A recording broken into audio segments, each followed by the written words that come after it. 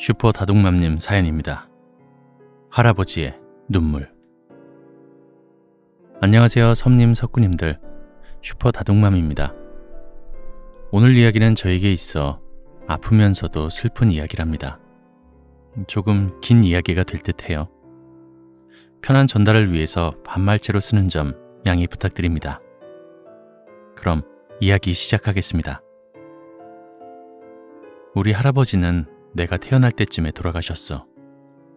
할아버지가 돌아가시면서 남긴 빚 때문에 할머니는 작은 초가집과 큰 집을 팔고 남은 돈을 가지고 서울 송파구의 작은 아파트로 이사를 와서 살게 되었어. 매년 명절이 되시면 할머니가 제사를 지내셨는데 할아버지의 오래된 초성화 그림을 놓고 지내시지. 워낙에 아끼고 사셔서 사진 한 장 안 찍어두시는 바람에 할아버지 실물을 실제로 뵌 적은 없어. 우리 친정집 친척 식구가 많다는 이야기 저번에 했었지. 할머니와 6남매, 며느리 셋, 손자, 손녀들, 그리고 증조할머니 이렇게 있다고 말이야. 지금은 그 중에 증조할머니와 막내 고모에 대한 이야기를 하려고 해. 증조할머니는 나이가 엄청 많으셨어. 90세가 넘으신 나이셨으니까 그때 당시에 최고령이셨지. 굉장히 왜소한 체구에 기역자로 구부러진 허리, 하얗게 센 머리에 그마저도 없는 머리숱을 모아서 작은 은비녀로 쪽을 지셨어. 치매도 있으셔서 할머니가 고생을 좀 하셨지. 명절 전날 가면 늘 증조할머니께서 아파트 입구 앞 계단에 앉으셔선 증손주들 언제 오나 기다리셨거든. 고쟁이 바지한 속주머니에 큰 알사탕을 가득 넣어두시고선 말이야. 차에서 내려서 증조할머니 하고 부르면서 달려가면 오구오구 하시면서 반겨주셨어. 그리고 집으로 올라가면 안방으로 동생이랑 내 손을 꼭 잡고 들어가셔서 고쟁이 속 주머니에서 알사탕을 꺼내서 먹으라고 주셨어. 치매 때문에 준 걸 까먹으시고 계속 주시다 보니 할머니가 손주들이 다 썩는다고 증조할머니를 핀잔 주시면 이렇게 말씀하시곤 했어. 늙으면 얼른 죽어야지. 죽는다는 사람 치곤 빨리 죽는 꼴 못 봤네. 그렇게 할머니와 증조할머니 두 분이서 투닥거리셨어. 1999년 명절 추석 연휴. 그날도 명절 전날 할머니가 계신 아파트에 도착을 했는데 늘 그렇듯 아파트 입구에 증조할머니가 나와 계셨어. 반가워서 증조할머니를 보면서 뛰어갔는데 증조할머니가 조금 젊어 보이는 할아버지랑 이야기를 나누고 계시더라고. 하얀 두루마기를 입으신 모습이셨는데 얼굴이 참 낯이 익더라고. 어디서 봤지 하고 우뚝 서 있었는데 뒤따라오던 엄마가 앞서 가시더니 그 할아버지를 보곤 가볍게 목례를 하셨어. 날이 아직 차요. 얼른 들어가세요. 그리곤 증조할머니를 모시고 아파트로 올라가셨지. 나도 얼른 엄마를 따라 올라갔는데 그 할아버지가 나를 보고선 빙긋 웃으시는 거야. 그래서 나도 꾸벅 인사하고는 바로 할머니 집으로 올라갔지. 근데 내 뒤에서 오던 동생이 나를 툭툭 치고는 이렇게 말하더라. 누구 보고 인사하냐? 저기 할아버지 있었잖아. 뭐야, 아무도 없었어. 귀신 본 거냐? 그 말에 난 동생을 콱 쥐어박았어. 할머니 집으로 들어오면 증조할머니는 아까도 이야기했듯 항상 고쟁이 속주머니에서 왕사탕을 꺼내어 주셨는데 이날은 뭔가 좀 이상했어. 고쟁이 속 주머니가 아닌 안방 서랍장에서 왕사탕을 모아둔 커다란 봉지 2개를 꺼내와 나와 동생에게 나누어 주신 거야. 아이고, 우리 박사님들 사탕 많이 먹으면 안 돼요. 하루에 하나씩만. 요거 봉투는 이 할매가 주는 세뱃돈이란다. 흰 봉투 2개도 동생이랑 나한테 하나씩 주셨어. 증조할머니 설날 아니에요. 내일은 추석인데 할머니 어디 가요? 동생이 물었는데 할머니는 또 그냥 박사야 박사야 하시며 쓰다듬기만 하셨어. 뭐 세뱃돈도 미리 받았겠다. 동생하고 나는 완전 신이 나서 엄마한테 뺏기기 전에 몰래 나가서 바로 문방구로 뛰었지. 가서 스티커 인형 옷 입히기도 사고 뽑기도 왕창 하고 과자 2-3봉지 들고선 폴짝폴짝 뛰며 할머니 집으로 돌아왔는데 아파트 입구 앞에 증조 할머니랑 이야기 나누시던 그 할아버지가 또 서 계신 거야. 그냥 지나가기가 좀 그래서 안녕하세요 하고 꾸벅 인사했는데 나를 보고선 또 빙긋 웃으시며 말씀하셨어. 둥아, 아빠 속 많이 숙이면 안 된다. 응? 내 이름을 어떻게 아셨을까 싶어서 물어보려는데 동생이 오는 걸 보고선 다시 앞을 보니까 할아버지는 어딜 가셨는지 사라지셔선 물어보지 못했어. 입구에서 두리번거리다가 동생한테 얼른 오라고 손짓했는데 동생이 신나게 달려오다가 갑자기 우뚝 서더라고. 와, 순간 뒷덜미가 서늘했어. 엄마가 도깨비 얼굴로 노려보고 계셨거든. 세뱃돈 미리 받은 거 압수당하고 아파트 입구에서 비 오는 날 먼지 나도록 맞았다 진짜. 추석 전날 저녁이 되고 친구들 다 모여서 제사 음식 준비하느라 정신이 없었는데 늘 안방에서만 계시던 증조 할머니가 아끼던 한복을 곱게 입으시고 머리도 단정히 빗고 나오신 거야. 아이고 엄마, 정신없으니 나중에 나와요. 할머니가 이렇게 말씀하시는데 그래도 아랑곳하지 않고 나오셔선 아버지랑 친가 식구들 등을 하나하나 말없이 쓸어주시더니 제사 음식을 하는 거실 한켠에 앉으셔서 가만히 식구들 얼굴을 바라보셨어. 오랜만에 고운 한복 입은 걸 보여주고 싶으셨나 하고 작은 엄마가 농담을 하셨는데 조용히 미소 지으시며 눈을 마주치시더니 기침을 쿨럭쿨럭 하시다가 갑자기 쓰러지셨어. 순간 제사 음식 하던 식구들이 얼마나 놀랐는지 할머니인 증조할머니에게 달려들어 부르시고 손가락 발가락 다 바늘로 찔러 따고는 얼굴을 때려보아도 정신을 차리지 못하셨어. 숨이 쇳소리가 들리고 희미해지니 아버지가 증조할머니를 들쳐 업었고 현관문을 닫으러 울며 나서는데 그 아파트 입구에서 보았던 할아버지가 증조할머니를 업고 가는 아버지 뒤를 따라가시는 거야. 내가 하고 있었는데 엄마가 나랑 동생은 막내 고모랑 집에 있으라는 말을 남기시곤 아버지를 따라가셨어. 추석 당일 아침 증조할머니께서 돌아가셨다며 아버지랑 나랑 동생과 막내 고모를 데리러 오셨고 그날 우리 집은 제사를 지내지 못했어. 병원에선 증조할머니께서 기침하시며 가래가 기도를 막아 호흡곤란으로 돌아가셨다 하셨고 병원에 도착했을 땐 이미 숨이 멎은 후였다고 했어.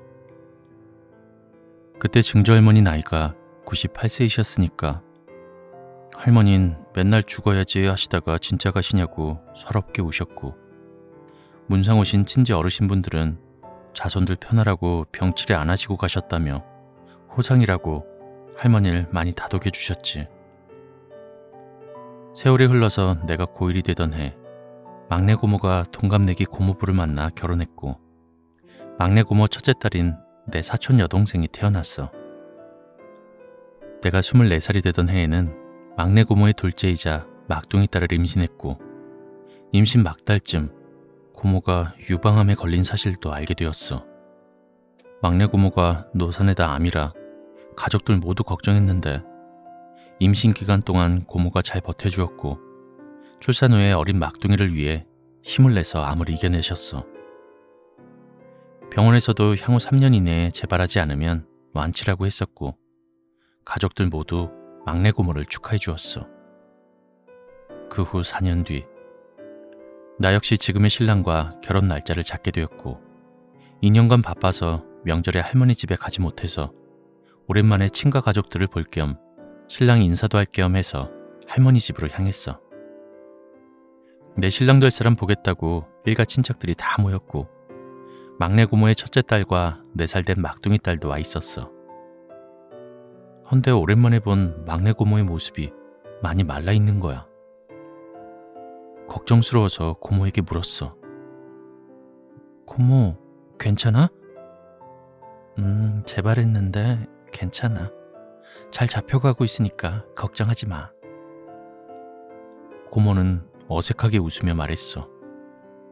머리에 비니 모자를 쓰고 있었는데 약 때문에 머리가 빠진다며 4살 된 막내 고모의 딸이 매달리며 모자를 벗기려 할 때마다 못하게 하느라 좀 버거워하셨어. 그렇게 가족 인사를 마치고 내 결혼식 당일 신부 대기실에서 막내 고모가 와서 축하한다고 하는데 증조 할머니 때 만났던 그 할아버지가 하얀 양복을 입으시곤 막내 고모 뒤에 서 계신 거야. 좀 이상하긴 했는데 결혼식장이라 정신이 없기도 했고 할머니하고 아는 분이신가 해서 가볍게 목례만 했어. 1년 뒤 한참 일을 하고 있었는데 아버지에게서 연락이 왔어. 막내 고모의 암이 손을 쓸 수 없게 되었다고 말이야. 암이 다른 곳으로 전이되며 림프관을 타는 바람에 혈관 곳곳에 암이 퍼져버렸고 더 이상 항암 치료를 할 수 없게 되어 오늘 내일 한다며 오열하셨어. 전화를 받고 나도 너무 놀라서 일을 끝내자마자 신랑하고 같이 차를 타곤 막내 고모가 있는 병원으로 향했어. 도착하자마자 병실로 막 뛰어갔는데 고모 병실 앞에 그 하얀 양복을 입은 할아버지가 슬픈 얼굴로 고모의 병실 문을 바라보고 계신 거야. 왜 여기 계시지 하는 생각이 들었는데 마음이 급해서 가볍게 목례만 하고 병실로 들어섰어. 살은 거의 없고 바짝 말라서 뼈만 앙상하게 있던 모습의 막내 고모. 앉아있기도 버거운지 첫째 고모 품에 안겨 있었고 아버지랑 작은 아버진 등을 돌려 울고 계시고 막내 고모의 첫째 딸도 서럽게 울기만 했어. 둘째 딸이자 막둥이는 이런 상황이 싫기만 한지 소파에 앉아서 핸드폰으로 뽀로로만 보고 있었고 왜 이제 왔을까? 막내 고모에게 너무 미안해서 눈물이 쏟아졌어. 고모, 둥이 왔어요. 겨우 목이 메인 목소리로 고모의 손을 잡으니 고모가 허공을 보며 내 손을 쓰다듬었어. 막내 고모를 안고 있던 첫째 고모가 옷소매로 눈물을 훔치시며 말했어. 막내야, 둥이 왔네. 목소리 들리지? 둥아, 막내 고모 눈이 안 보여. 목소리만 들릴 거야. 난 연락을 자주 못한 것도 늦게 온 것도 그냥 다 미안해서 고모의 손을 잡고 미안하다고, 늦게 와서 미안하다고 하며 울었어. 허공에 막내 고모가 손짓을 하며 둘째 막둥이를 찾았는데 막둥이는 고모가 무서운 건지 고모가 찾는데도 친지들이 고모 옆으로 끌고 가도 자꾸만 몸을 빼며 가까이 가려 하지 않아서 가족들 모두 안타까워했어. 2시간 정도 지났을까? 쓰러지신 할머니가 깨어나셨다는 소식을 받고 친척 가족들이 다 할머니 병실로 갔고 난 정신을 못 차려서 막내 고모 옆에서 멍하니 앉아 있었어. 한참을 멍하니 있었는데 병실 문 밖에서 누군가 서럽게 우는 소리가 들려오는 거야. 나도 모르게 쓱 일어나서 병실 문을 열었는데 고모 병실 문 밖에 복도 의자에 그 하얀 양복을 입으신 할아버지가 가슴을 막 쥐어 뜯으시며 울고 계셨어. 할아버지, 왜 울고 계세요? 내 새끼 안쓰러워 어쩌나. 불쌍해서 내가 어찌 데려갈꼬.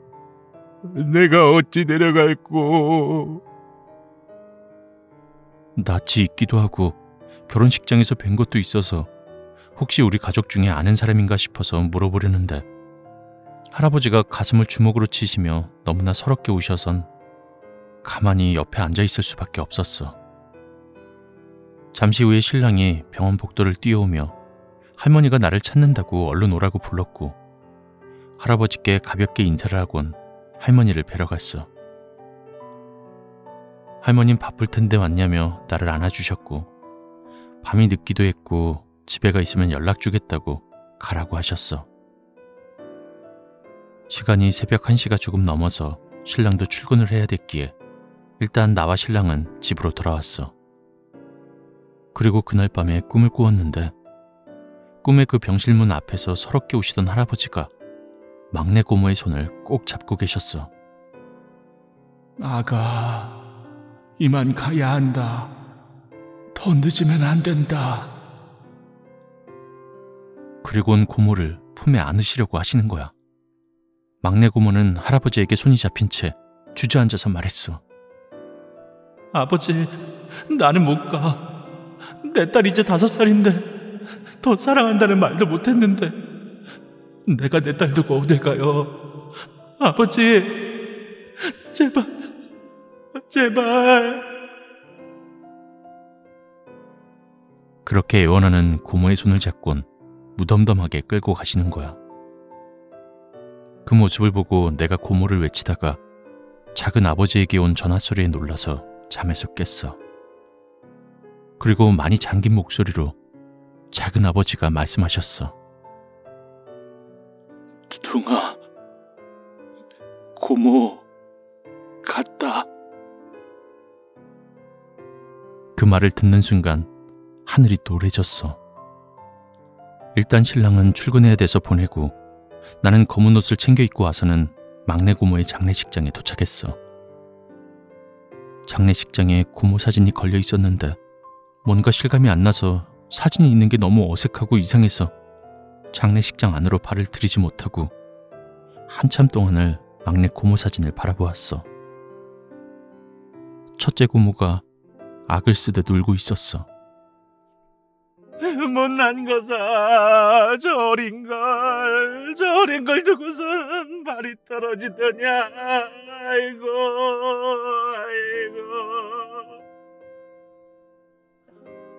그렇게 가슴을 치며 우셨고 막내 고모부는 첫째 딸 손을 꼭 잡고선 부은 눈으로 문상객을 받으셨어.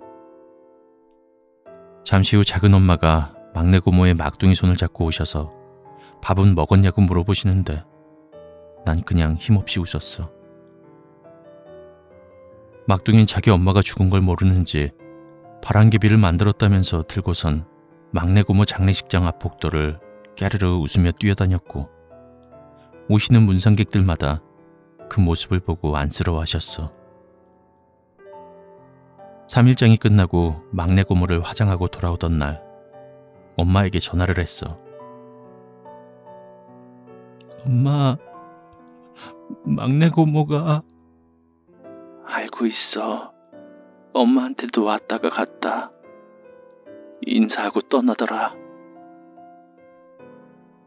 그 말에 목이 메어 한참 동안 말을 못하다가 막내 고모가 돌아가시던 날 꿈과 그 할아버지가 마음에 걸려 엄마에게 말을 했는데 엄마가 말씀하셨어.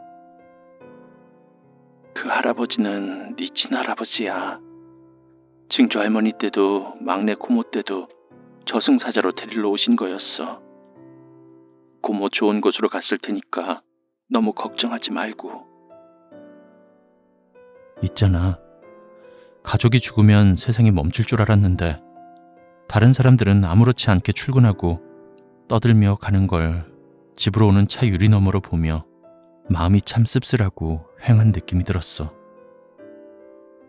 막내 고모가 돌아가시고 세월이 흘러 나도 아이 셋의 엄마가 되었고 우리 쌀떡이 낳고 며칠 지나지 않아 다시 꿈을 꾸었는데 꿈에 현관문이 예쁜 집에 내가 찾아가서 문을 두드리면서 여기 막내 고모 있는 거 안다고 문 좀 열어달라고 하는 거야. 문이 열리고 조금 통통한 아줌마가 빼꼼 고개를 내밀더니 내가 찾는 고모는 여기 없다면서 가라고 하는데 내가 막무가내로 그 사람 밀치고 들어서선 고모를 막 찾았어.